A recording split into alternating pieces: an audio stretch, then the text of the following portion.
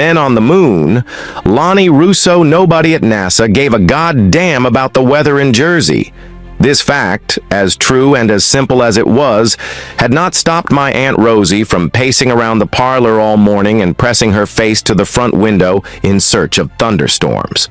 My mother had yelled at her for smearing rouge on the glass, and she, of course, had yelled right back.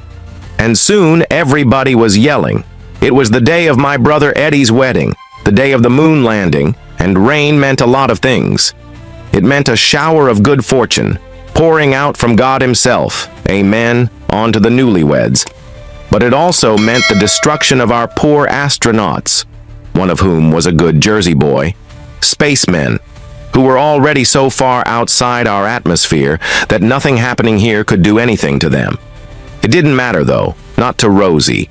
They would be struck by lightning, and they would plummet into the Atlantic, and they would die, and we'd lose the race. But it didn't rain. It was goddamn muggy, though, muggy enough to cause the streamers tied to the back of Eddie and Marie's limousine to half melt and make colors streak down the white. I stepped out the reception into the parking lot that evening to light up a cigarette, a loner from the pocket of my too-tight tuxedo. The restaurant itself was empty by now. I could see the tables through the windows. Marie's father had only rented the back room because he was a cheap ass. But even though the party was starting to fade, cousins and friends rushing home to watch whatever was going to happen, I could still hear the stragglers through the closed door. Striking up a match from the book I'd snagged from the front counter, I watched the smoke furl upward toward the moon. They were up there right now. That was goddamn insane. They were up there, and I was standing here looking up at them. And maybe some part of me really could reach them like this, I thought. Maybe they would see my cigarette smoke, and they would know I was here. So few people really did. "You all better hurry. You gotta get there before Marie does," Rosie yammered, rushing out my parents' front door after my uncle, who was waving his arms at her. "I know, Ron, I know. Start the goddamn car, would you? Listen, Eddie, if you see her in the dress, it's bad luck. Bad luck. Curse on your house. You'll never have children, and it'll break my heart. Get to the church, get inside, and God help you. Don't look out any windows." And so we did. That afternoon, me and Eddie and the 3 other groomsmen, only one of whom was good-looking, squeezed into the back of a Lincoln Continental. They had shoved past me shouting for the radio, and climbing in last, I watched from my place in the rear as the 4 of them leaned over the front like gargoyles. The chauffeur, which I guess is what you call a person in this line of work, was actually wearing one of those little caps you see on television. He already had the broadcast running, and we sat there on the curb together and listened. "We're gonna be late! They're gonna yell at us, Eddie!" But no one paid me any mind, because just like that, it was really happening. The radio counted down the descent, and when the Eagle finally landed and nothing exploded, the car, even the driver, erupted into cheers. With that, as if noticing the time, the vehicle revved and swerved as it took off, nearly hitting the sidewalk and taking out a lamppost.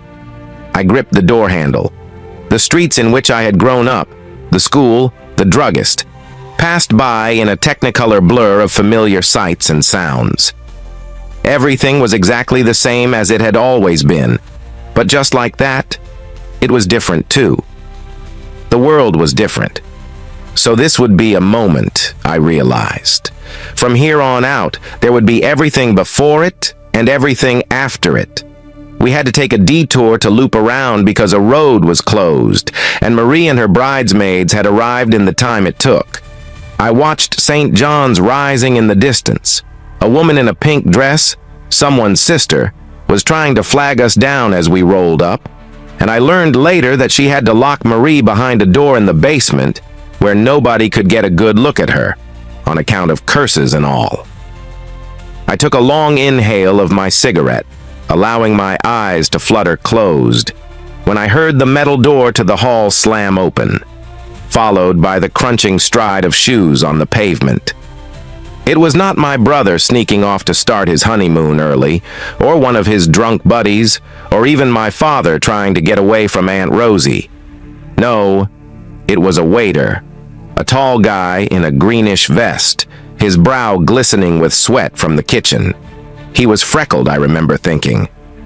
They crept up his neck, onto his cheeks, and along his forearms, revealed by his rolled-up sleeves like burning wildflowers, ruddy clouds dotting his skin like poppies.